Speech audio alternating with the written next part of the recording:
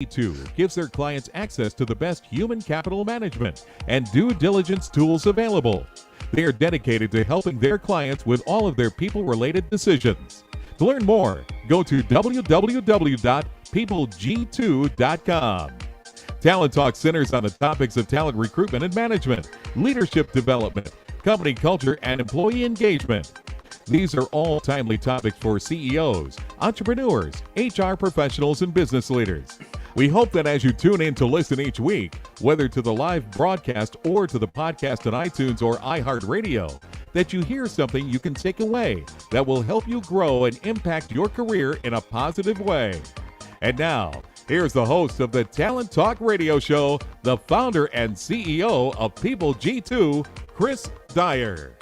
Hey everyone, and welcome to Talent Talk. We're back for another fantastic episode, having two incredible guests to talk to today about talent, about what makes them talented, and hopefully learn something we can take back to our companies, back to our staff, maybe even back home on how to be better leaders, better people. And that's really what this conversation is all about. For those of you that have ever tuned in before, you know that I created this because I was always having these conversations with people personally on the phone, at conferences, and it felt like I was getting just led into the best secrets of all time, but people telling me these incredible ideas and solutions and strategies they had, but no one else got to hear it. So we thought, why not put this on the air? Why not have these conversations out in front of everybody, and let's talk about it, and of course, invite our audience as well to be a part of that conversation. So you can go to Twitter and follow at PeopleG2 with the hashtag Talent Talk, and you can ask questions there. We're also live streaming on Facebook, on LinkedIn, on YouTube, where else? All kinds of places. And so either on Twitter or on LinkedIn, if you comment there, we will certainly, while we're live, be able to respond and talk to you. If you're listening after the fact, that's okay. On any of those platforms, if you put in a comment, whether you'd agree, disagree, or have a question, I will certainly make sure I respond. I'm sure my guests will monitor those platforms as well and get in their response. So you can keep the conversation going. You can continue learning. You can be a part of it. And that really helps us get the word out to help leaders be the best they can be. Now, I've had so many wonderful stories over the years come out of these conversations. I've put them in a couple books. The first one is The Power of Company Culture. It was a bestseller all about what makes a great culture. And then my latest book this year came out, Remote Work, also a bestseller. Love to have you check those out if any of those topics of either working flexibly and remotely or having a great company culture is of interest to you.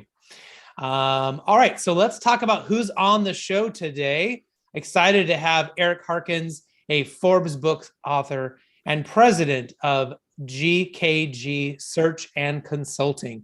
And then after the commercial break, we'll bring in Dr. Robert Flower, author of Decoding the Holy Grail and the Discovery of the Potential Molecule.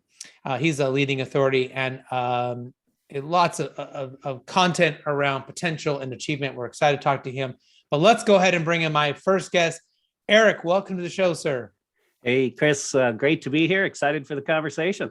So we know you're an author through Forbes Books, which is exciting. You're a speaker. You also run an organization. So you sound about as busy as I am, which is good to hear. I like talking to busy people because they have a lot to say and a lot of good strategies. So How are you today? And maybe tell everyone a little bit about you. What else should we know for the context of our conversation today that I didn't hit?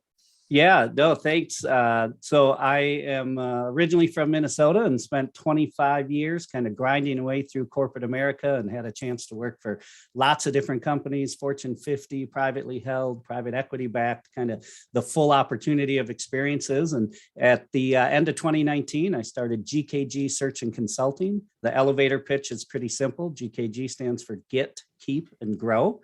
And so we work with companies and have a number of different things we do to help them get talent, keep talent, and grow talent. And as you mentioned, I published a book with Forbes Books, Great Leaders Make Sure Monday Morning Doesn't Suck. It's a little glare there, but and that's what I used to talk about all the time when I was in corporate America. Listen, if you're a leader, I don't really care what your job title is. As far as I'm concerned, you really only have one job. Your only job as a leader is to make sure Monday morning doesn't suck. So that's what we like to work with companies on. Well, that's pretty awesome. I like that kind of framing. It's the first time I've heard that. Yeah. You know, I'm always sort of focusing on how do we make meetings better? How do we, like I always feel like if meetings suck, like your culture sucks, right? If people are like trying not to be in meetings, there's a good reason why. So I love the framing of, making Monday morning not suck, which is a great lesson. It's, and I'm sure you've seen this too, but I love to, ask a leader, hey, tell me about what's your job? And they do. Oh, I'm the VP of finance. I'm the director of operations. And then you ask them, hey, what do you do to make sure Monday morning doesn't suck? And it's just this great reaction. Like, well, I don't know. Nobody's ever asked me that question before. So we're having a lot of fun with it. My goal is to change change workplace culture one Monday morning at a time. So maybe we could talk about why is it some employees get a sick feeling in their stomach on Sunday evening when they're thinking about work? Or what is that sort of anxiety and that build up, right? It's more, I guess more than the post at NFL letdown, right? There's more to it than that. But trust me, as a Minnesota Vikings fan, it's hard to be positive on Monday morning, but I'll tell you, it's a real thing. I mean, we've all either had it. I've certainly had it in my career, or we know somebody that, you're right. Sunday night, they get that pit in their stomach. And I think it's because of one of three things. Either they're a high performer and their boss hasn't told them that yet, or they're a low performer and their boss hasn't told them that yet, or they're stuck somewhere in the middle and they just need some direction and nobody's giving it to them. So I really, in the book, I actually talk about that, that pit in the stomach on Sunday night, and it's very, very easily avoidable, but you have to be, willing to tell your employees kind of where they stand. Well, we've talked a lot about on this show, this, communicating with people at a much higher level, more frequent level about where they're at and how they're doing and what that looks like. Right. And I think the problem is that people want to take the annual review and then just multiply it like 12 times. And that's not, you can't do it right. Just an extra 11 times every year. But you can have smaller conversations and help people understand. So that's a really big part of, geez, I'm going to show up tomorrow at work. I know I'm on track. I know I'm doing what I'm supposed to do. I know my boss is happy with me. So Monday morning's not going to suck. Yeah. Absolutely. One of my favorite things to talk to leaders about is this idea that performance management is not a one-time event. To your point, it's not just the annual review. It's not just a 30-day check-in after they join. And it's especially not just when you're so frustrated with somebody's performance that you don't even want to give them a chance anymore. And so I talk about this, it's fluid, right? I mean, it really starts all the way upstream during the interview process and that initial onboarding, setting the stage of who you are as a company.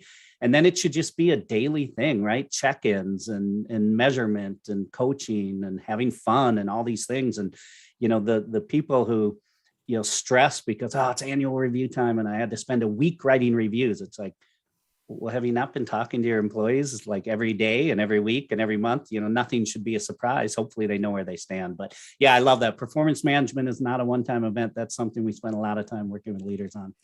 And then the sort of the second part of that is, what do we expect of them? What is it we want them to do? And, I sort of learned this lesson the hard way over the years. I used to try to not put so many constraints, not make things so cumbersome with rules or expectations. But ultimately, I found out that my people wanted the expectations. They wanted me to tell them exactly what that meeting was going to be and how it was going to be and the more I could share and the more I could curate that experience for them on that. Are we going to have a Monday morning stand up? And in that stand up, here's who's going to be there. And here's what we're going to talk about. And here's what I expect from you. Yeah. And that feels like a lot more pressure and a lot more like, I don't know, intense, but my people always thrived under knowing exactly what was going to happen. Right. Sure. Versus me trying to be a cool guy and be like, well, let's just come in and we'll just talk. No big deal. And just see how everyone's at. Right. High levels of anxiety Sunday night because they didn't know what was going to happen. And I think, is that a big area we see kind of maybe leaders kind of mess up by trying not to put pressure on there that they end up inevitably making it more anxiety filled because no one knows what's going to happen? Yeah, a little bit. I think a big part of that is, listen, it's your job as a leader to make sure that you have high potential, high performing people in every position, right? And I think some of that anxiety comes when I'm the high performer, but I'm looking around at the rest of the team and I'm watching my leader fail to address that underperformance. And so I'm getting frustrated, or now I don't really know what's going to happen because we were supposed to have this meeting, but these 2 or 3 people on the team aren't ready to have the meeting. And so I have this concept of, address the 1 or lose the 9. And it's just this belief that on any team of 10 people, you've got 1 person who's not performing at the level they need to. And if you're not addressing that, you're going to lose the other 9, right? 3 of them are going to quit and go to your competitor. 3 of them are going to model that behavior, and 3 of them are going to quit, but they never give you their notice, right? They show up every day. So I think some of that about the communicating clearly is understanding as a leader, hire high performers and let them do what you hired them to do, and get out of their way, set the parameters, be available to block and tackle. But, I think there's this line between the micromanagement and hiring high performers and letting them do their thing. So, Right. Yeah. And I think you can be not be a micromanager and still be very, very clear about what you want, what the expectations are, what the goals are, what are the KPIs, how are we going to measure you? All that stuff can be figured out, very detailed. But then you can say, now go get it done. How you think you need to get it done? I need you to go from A to B in a month, and from A to F in a quarter, and go get it done. Right. And I think that's tough for people to do sometimes. Yeah. And so a big part of the book, and I think where it really breaks down for people is, companies don't set expectations for their leaders, right, on how they want them to actually show up. And in the book, we have this tool. It's called Leadership Expectations and Development. And it's 8 simple questions to ask of the leaders in your company. And the first is, do they create a culture high performers want to be a part of? And part of that is understanding that as the leader, it's not about being the subject matter expert. In fact, I argue in the book, your leaders, your senior most people should not be the subject matter experts. I was lucky in my career to be the head of HR at 3 different companies. And I tell people all the time, I don't really know that much about HR. And I'm not really being funny when I say that. I knew how to hire people who knew a lot more about HR than I ever will. And I was excited by that. And that, was kind of empowering of, hey, I need to hire a team who can really, to your point, get all of the work done. But my role is not to direct them. It's to create that culture high performers want to be a part of. And that doesn't mean you're this cool boss that does happy hours. It means that you don't let underperformers show up and you hire high potential people. Yeah. And I don't know if you've seen the show Ted Lasso, but for years, I have joked that, if someone's a good coach, and I used to think I was a good coach, I coached lots of different sports. I said, I could go coach anything. You could throw me into rugby.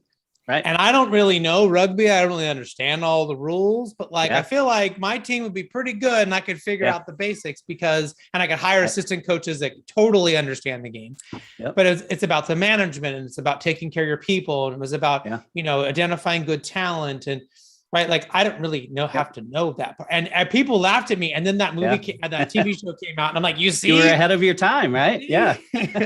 No, I couldn't agree more. I mean, I truly believe you should be able to take a senior leader and put them over any function, to your point. And they're going to, be smart enough to figure out if I have the right people in those positions, and I'll kind of figure the rest out. But my job is not to get in the weeds and, again, direct all of the work. So, yeah, I agree with you. See, you were way ahead of your time on Ted Lasso. I hope so. I mean, I don't know. I mean, maybe a little bit of ignorance there, and but you don't know what you don't know, which I think is, to your point, it's fun to not know what you don't know and to try to go figure it out. Right. I think, and to me, that's kind of a sign of a good leader. Someone who's like, I'm willing to try that. I'm willing to go figure that out. I think that's a great point. I mean, there's this element of, sort of being humble and just being real. In the book, I said, just be who you are. And, a lot of leaders have just been conditioned that they have to have all the answers. And I actually think people respect a leader a lot more who says, listen, I have no idea. But you know what? We're going to figure it out. Let's go figure it out together, or let me go get the answer and I'll come back to you. And I think the people who are genuine as a leader and, just own up to it instead of, either make something up on the fly because they think they have to have an answer, or, hey, let me go figure it out. I'll get back to you. And then they never get back to you. It's like, well, just be who you are. Own it. Right. If you don't know something, that's okay. Right. Right. Yeah. Well, I know you like to talk about having a cool culture, and that would probably include having a cool company and cool people. So how do you define that? Maybe you can kind of walk us through that a little bit. Yeah. So I've always loved to get in a conversation about this, multi-generations in the workplace, and how do you do it when you've got all. I don't buy into that, because I think whether you're 22 or 62, I think people want three things when they come to work. And you're right. I define it as a cool place with cool projects and cool people. And a cool place is either a brand or a company. Maybe it's the office if you're back in an office. But there's something about the company that makes me proud to say, hey, I work for this company, right? I like to wear the t-shirt on the weekend because I'm proud to have the brand on. Cool projects is the work. Is the work engaging and rewarding? Do I feel like I'm recognized for my contributions? If I am 22 and it's my first job out of college or my first job, out of high school, I'm 20 or whatever, 19, do I see myself being there for a long time? And then cool people has to be the company's commitment about the leaders that they allow to lead people in the organization. And that kind of came out of these three lessons that I've learned along the way. And it became rules. And I talk about them in the book that, lesson number one, it's okay to have fun at work. All right. So it's number one, it's okay to have fun at work. It really is. Believe me, contrary to popular belief in some companies, it's okay to have fun at work. Lesson number two. All right. Poor performing employees don't quit voluntarily. That's right. We all wish they did, but they don't. And lesson number three, by far the most important lesson, which in the book became rule number 3, and that is assholes are assholes, they don't change. And so the whole cool place, cool projects, cool people is, are you having some fun? Don't let underperformers show up every day, and don't let any assholes lead people. And you're going to have a culture where Monday morning doesn't suck. I promise you. Well, and I think on lesson number 3, that often I find there are people that are that way. And I think it might be a little bit easier to get rid of them, especially if they're not like some top performer. It's that rare exception. You get their best salesperson or your best programmer all the time, right? Right. It does happen. But I think there's actually a lot of those sort of in the middle, and you're like, well, they're doing a good enough job and they're kind of, no one really likes them, but they're not really hurting anything.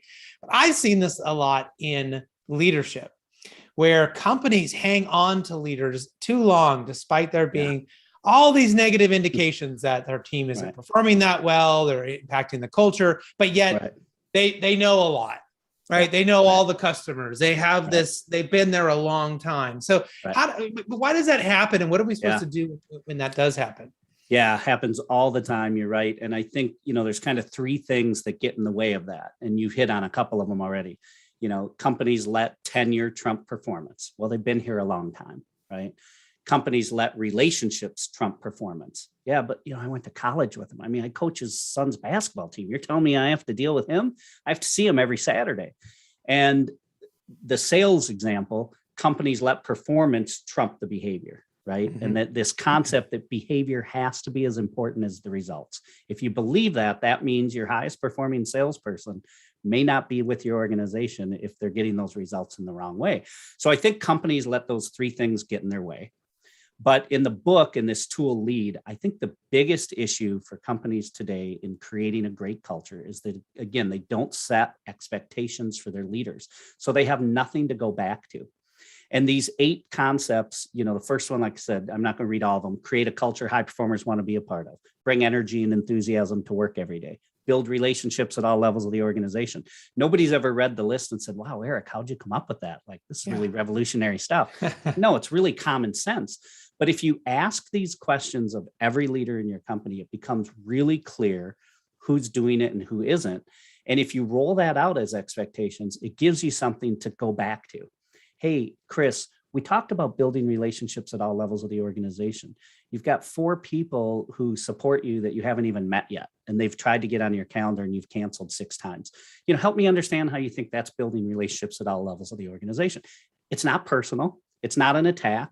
This is what's important to us as an organization. If you have that set of leadership expectations, you can do things like hold that sales leader accountable to their behavior, or that person who's been here for a long time, but just isn't. Yeah, you're right. They're not doing a lot of damage, but they're not really getting the job done. And so that's where I think the miss is for a lot of companies. What do I hold them accountable to? Because all I told them is what their job responsibility was. You're going to be the VP of finance, but I didn't tell them how we expect you, again, as a leader to show up. So. Yeah. And other times when you think maybe the organization has just gotten to a point where, geez, we need to shake up the leadership team. We need to just, can we get to that point where the problem is big enough or been around long enough that it's not just a matter about changing minds. It's about changing the butt in the seat, right? Yeah. Yeah. And I mean, we've both seen this throughout our career. I mean, it's always fascinating to me, the difference that one leadership change can make in a company.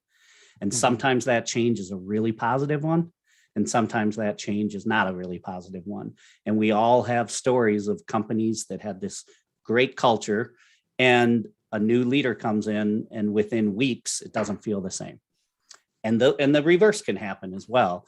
And so I think, there's lots of tools, right? There's turnover and there's, engagement surveys and things that you can do. But I promise that as an organization and you can come up with your own set of expectations. But if you have a set of expectations, when we work with companies and we start assessing the leaders against those 8 questions, usually by about question 4 or 5, we can see it in the eyes of the person who is doing the assessing of, they're not the person, or, oh, wow, they really are the person. And it just becomes so clear. But there are times absolutely that, you know what, you have to do that assessment to just check and say, do we have the leaders that people like working for and with? Right. And that's a tough question to answer sometimes. And sometimes people don't want to know the answer, right? They subconsciously know it, but they're, if you really go back and ask, well, now I'm going to have to do something about it. And yeah, absolutely. I mean, you're right. And it's one thing. And I can tell you, we've had a lot of consulting engagements where, hey, we want to do this. And then we start doing it and it gets real. And it's like, oh, I'm not sure I want to do this because I'm realizing I have to address this person and this person and this person. And I mean, that's part of the challenge is, you really have to be willing to follow through on that. But, back to the cool place, cool projects, cool people thing for a second. I love to ask leaders, hey, just ask your team, ask somebody from your team tomorrow, hey, is this a cool place with cool projects and cool people? You don't even have to define it for them. But if you ask enough of your employees those 3 questions, I promise you're going to get some actionable feedback. You might be, maybe shocked at what you hear, but hopefully you get some really cool people. No, or you like how, what does that even mean? But it's just a really easy starting point to start working on that culture and assessing the leaders and whatever you might need to address. Yeah. And you're probably going to get back at least one. Yeah. There's cool people, but cool projects. Right. I don't know if these projects are so cool. Yeah. But, right. Or our projects are great, but the people. right. Or cool place. No, not really. But so I mean, it's a really fun, engaging way to just sort of start that conversation. Right. Yeah. Well, the last and most important question for you today, sir, is how can people get a hold of you? How can they find out more about you, your consulting work, your book, all of that? Where should they go? Absolutely. Easiest place is my website, ericharkins.com, ERICHARKINS, ericharkins.com. You can find out everything you need to on the book, our speaking engagements, the consulting work we do. And that's your best shot, ericharkins.com. And how good to not have to, to be able to come in on Monday morning and have things not suck, right? I'll tell you, I've seen it. It's possible, people. Believe me, it's possible. I've actually seen it, but it's a wonderful thing. Well, Eric, thank you so much for being such a great guest today. You've given us some fantastic insights. We had so much more we could have dove into. So I'd love to have you come back next year and hopefully we can keep the conversation going, man. Sounds great. Yep. Look forward to it. Thanks, Chris. All right. I'm going to take a quick commercial break and right back with my second guest, Dr. Robert Flower. All right. Imagine buying a newspaper and discovering that the news you're reading is 6 months old. There isn't much that stays the same for 6 months. And the same thing goes for background checks. In a time when so much outdated information is being passed around, it's good to know that People G2 offers something different. At People G2, we provide today's intelligence, not yesterday's news. Our value-added approach offers you a fully FCRA-compliant solution that includes up-to-the-minute information. By combining industry-leading technology with old-school human investigation, People G2 is able to give you information that is accurate right now, delivered quickly to our online system, or integrated with your HR system. So ask yourself, are you comfortable working with old news, or are you ready for a different kind of background check company? Visit peopleg2.com or call 800-630-2880. How's that, Chris? That's 800-630-2880 or peopleg2.com. Welcome back to the It takes Talent 12 Talk. years to create a graduate. It takes about the same time to create a dropout. And at the end of the day, the difference between a child becoming one or the other could be you. So United Way is asking you to make a pledge. Tutor a child who needs help. Mentor a kid who needs someone on their side. Volunteer to read to children. Because when a child advances, we all advance. Be a reader, tutor or mentor, give, advocate, volunteer, live united. Take the pledge now at liveunited.org. Brought to you by United Way and the Ad Council. She is. Welcome back to the Talent Talk radio show. In case you missed my first guest, you can listen to Eric's interview on our podcast on iTunes. You can also go find the live video cast that we're doing as well right now on Facebook, on Twitter, on YouTube, and of course, LinkedIn. But my next guest I'm excited to have is Dr. Robert Flower, entrepreneur, consultant, Mensa scholar, author, and educator. Dr. Bob is the author of Decoding the Holy Grail and the Discovery of the Potential Molecule, and is a leading authority on potential and achievement with 10 previous books on the subject. Wow, that is a lot. I'm excited to bring him. Dr. Bob, welcome to the show today. Thank you, Chris. It's good to be here. Well, is there anything else that I left out that my audience should know about you and your incredible work? I was going through that with my wife today, and boy, I'll tell you, it's been quite a ride. Yes, there are things, but I think the potential molecule and decoding the Holy Grail have been sort of the highlight of my career. We've had a very successful business career, thank God. And I've got 3 wonderful grown children that are kind of in related fields and carrying on the whole legacy type of thing. But it's been exciting. I'm a sportsman aside. I use the principles of the potential molecule. I was a New York State trap shooting champion at one point. And I'm an avid golfer, a decent handicap. So, I try and engage myself in anything and everything to kind of develop my skills and my character. Well, there may be people who don't know what the potential molecule is. So maybe you could talk about how you discovered it and, exactly what is it? What is it that we're trying to help people understand today? Sure. Many years ago, about a little over 40 years ago, I wrote an article for a financial journal, which I received a response from a geneticist by the name of Dr. Daryl Langham. And in the article, I describe various mathematical and geometric factors that sort of have an impact on the marketplace. And he said to me, I work on a concept that I found in science, in biology. And you're kind of describing this in a practical application. And he explained to me that what he discovered was a biological process that's concerns the development of a cell. Okay, this was an actual physical process. And we discovered that we actually, all of us, have this process within us. So I worked on that for many years with him, and he died about 10 years after.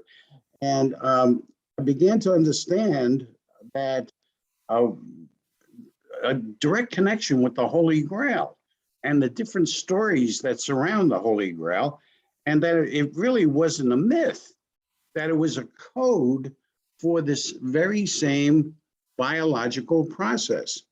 So I had given a character, a identification to the principles of this process, and further discovered that this is the way in which we think.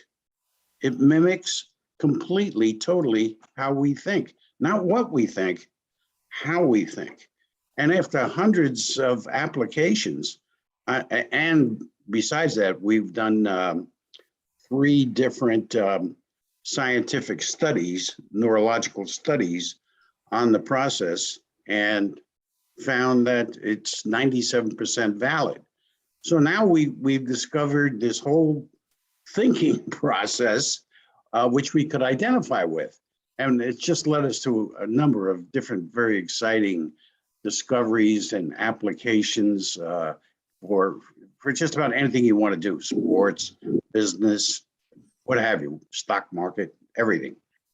So how does this maybe correlate with, most people don't meet their potential. I think most people walk through the world doing enough or being okay, but they have so much talent when we might look at them and say they could be, the best at this thing or that thing, or maybe not the best, but certainly a lot better, right? More successful or be able to achieve more, whatever that looks for everybody, right? Absolutely, Chris. So, You're hitting it right on the head. Yeah, so why is that? What is it that's causing that, that disconnect or that situation to occur? Yeah.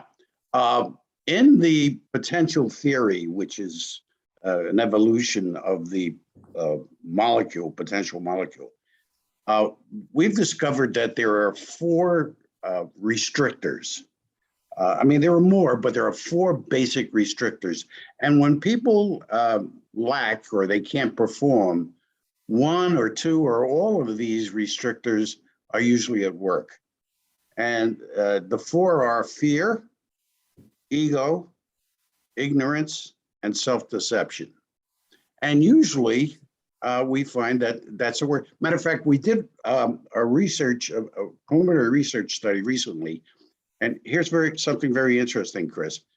We found that a number of people in their decision-making process depend upon, implement fear as the basis for their decision-making 89% of the time.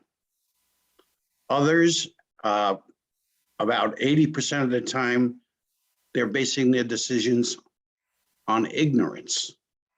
And so on. So ego is about 60% of the time they make decisions, and self-deception is about the same thing, 62, 63%. So to answer your question, people restrict themselves because of their belief system, because of the concepts that they've developed throughout their life. And some of them are actually genetic, but mostly them are environmental and come from institutions, family, government, religious, what have you, corporate, whatnot. Right. One of the things that I discovered when I was writing my first book, I was quite surprised to find out was that decisions are actually made emotionally first and then validated and justified with facts and reasoning and all of this. And then they discovered this by essentially, people that had brain injuries where they could not form emotions, right? Could not actually make any decisions. Oh, that's interesting. Right. And so if you could not create an emotion, you could not actually make a decision aside from maybe something involuntary. And so I'm wondering, I think people run around, they're saying, I make decisions rationally. I'm a factual, rational person, right?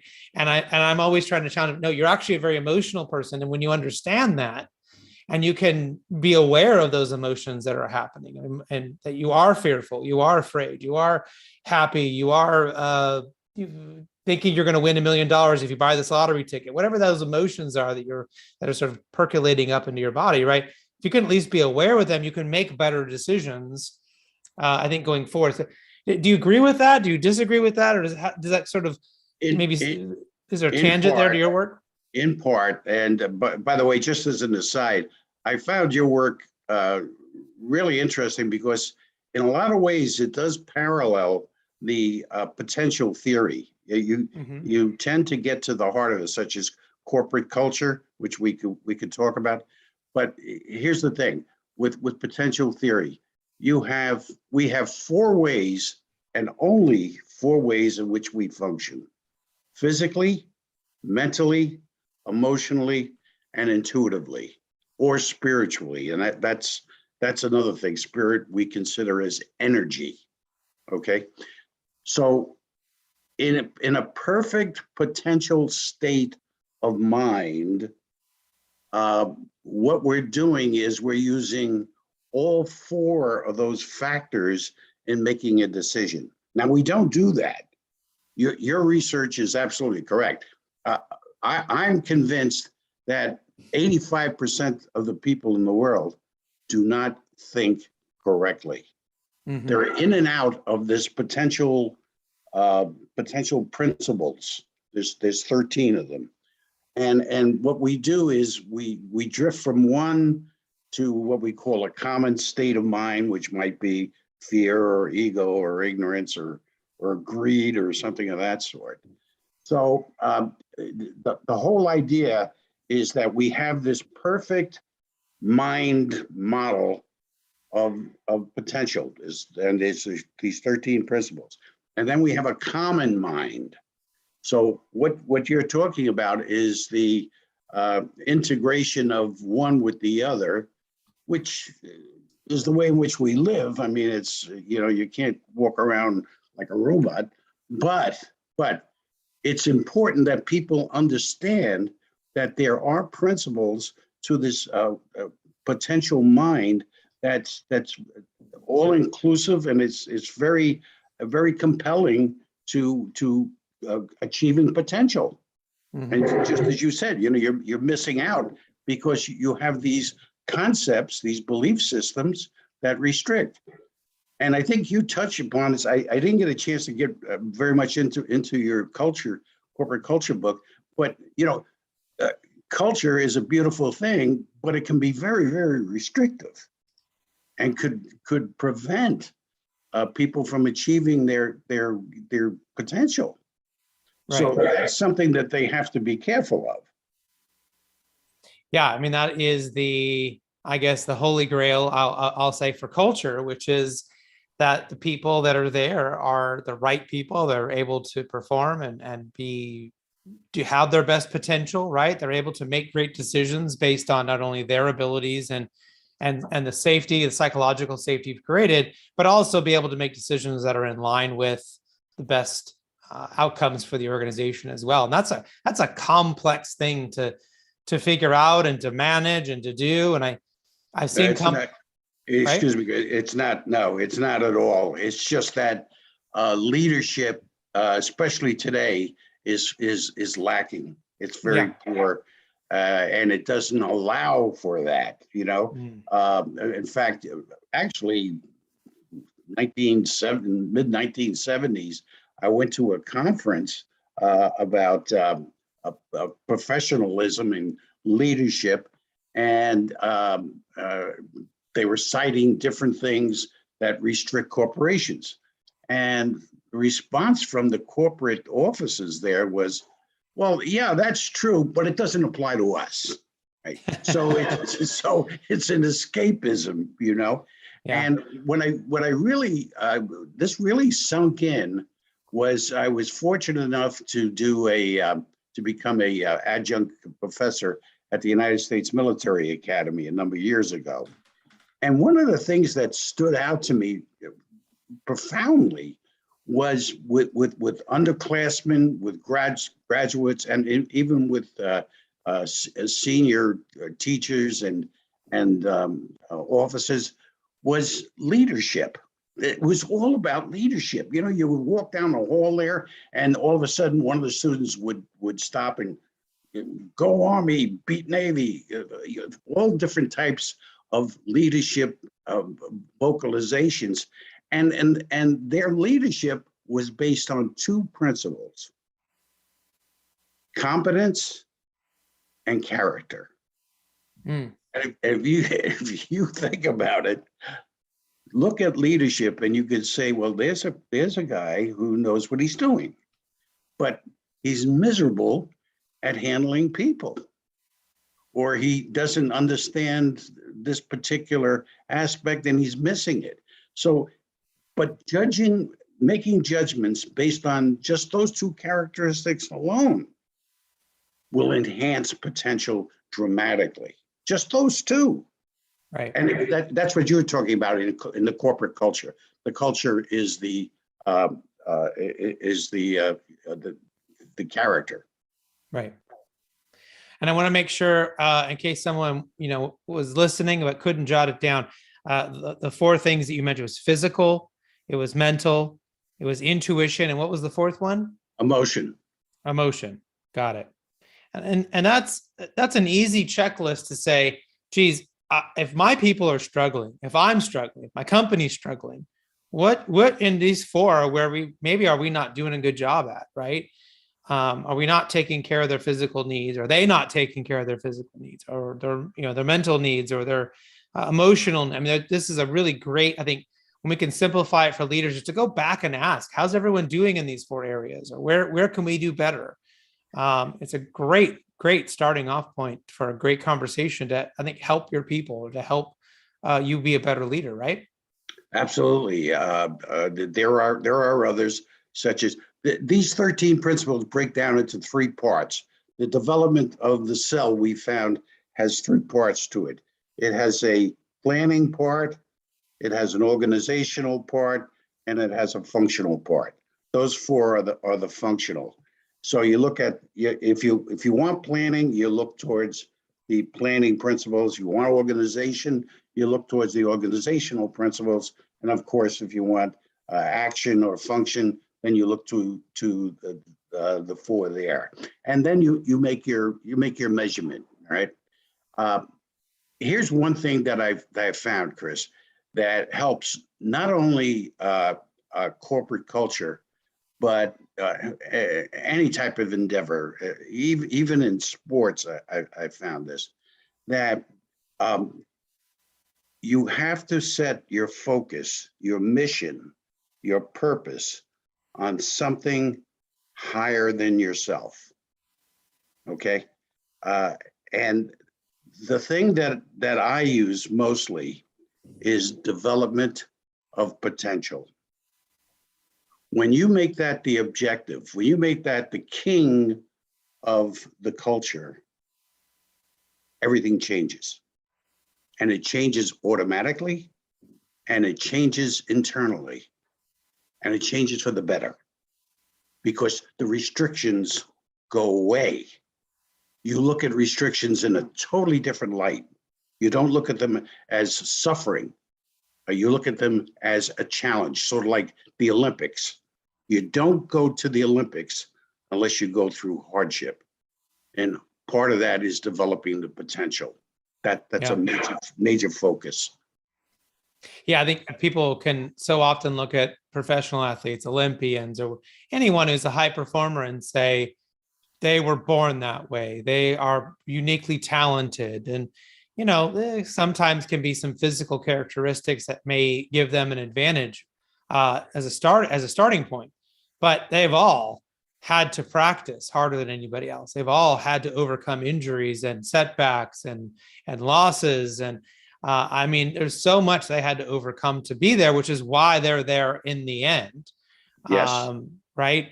That yes, I think absolutely. People forget about the journey, or they just want to ignore the journey because they don't want to do the journey to get to that point. Right. Either they're ignorant of the facts, or they're too lazy. They just don't want to. They don't want to exercise themselves. Their strengths. They don't want to develop their weaknesses, which is a major setback today. People, especially a lot of younger people, they don't want to hear about weaknesses. It's all about strengths and power. Now, that's an interesting area for us to maybe talk about for a second, because I'll tell you my thoughts on that, and you can tell me if you think I'm right or wrong, or where we might differ. As it relates to work, I have found that if I focus on where I'm strong, and I allow other people to do the jobs where I am not as strong, that I'm happier and ultimately they're happier, right? I mean, simple example, yes. If I don't enjoy doing accounting, why in the heck would I do accounting? Right? I don't need to go take more accounting classes.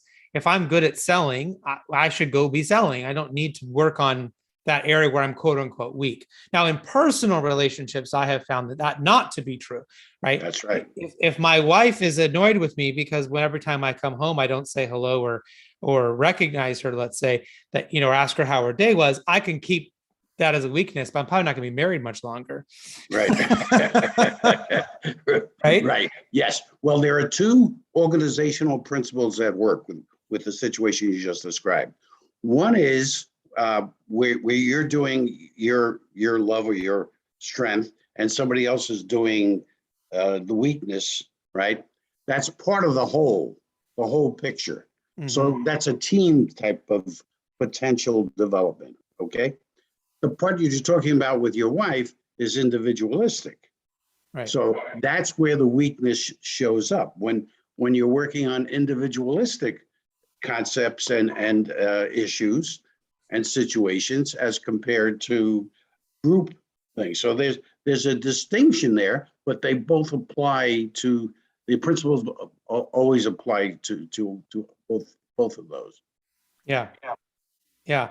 And I think it's a matter of, are you working on maybe your individual weaknesses in an area where you could improve that would improve your overall strengths as a professional versus trying to just be a jack of all trades, right? That's correct. That's correct. And that's because that's the distinction for me, is there are definitely things that I do that I don't like to do and other people would love to do. And so that was a really important learning for me as a leader to say, well, I don't want to do this thing, but you do. You take it, you run with it, you enjoy it. Yeah. But if you're saying, well, let's be critical about you as the individual, and maybe all of your people that you report to you have the same complaint about you, how can you rectify that by improvement or change or whatever? I think you can't ignore it, to your point, right? Well, yes. Well, and here's the good news. We have developed 7 different assessments that measure measure in one part and detect in another part your personal thinking profile. And we could generate over 217,000 different personal profiles from one issue of an individual, Chris, using this principle, using the Holy Grail structure, so to speak. Okay. And the results are 97% accurate. I mean, it's just incredible what we find with people.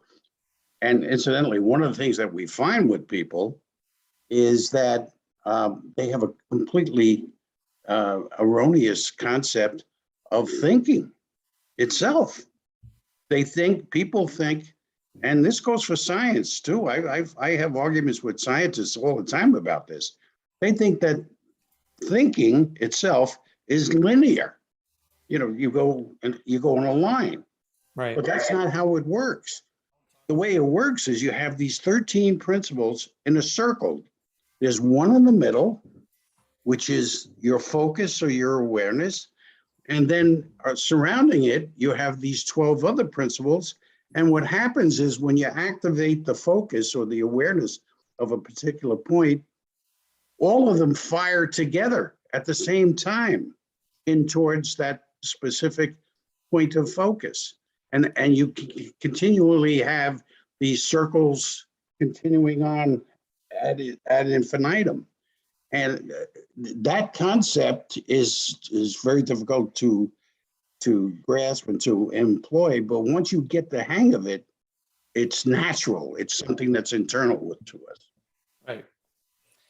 Well, we're out of time, unfortunately. I've really enjoyed this conversation and having a chance to kind of walk through this with you. And I always enjoy it when the guests and I don't always agree about everything. We can have a real conversation about it. That's I think a great win for me as the host, and hopefully for our audience as well, to hear different perspectives and be able to hopefully give them something to think about that they can take back to their organizations and improve their teams and their leadership abilities. But the most important question of the day before we go here is, how can people find out more about you? What's the best way for them to do that?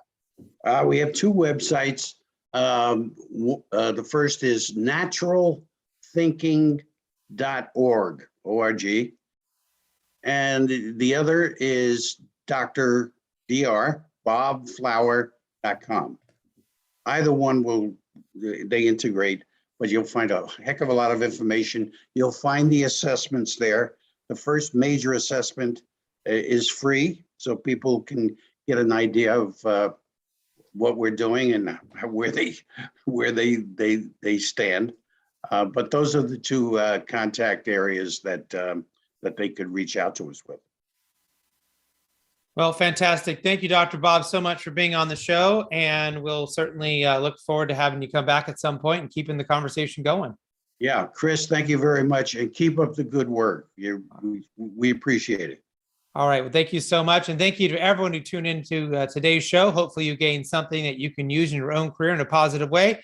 Until next time, do what you love and show the world how talented you can be today. Okay.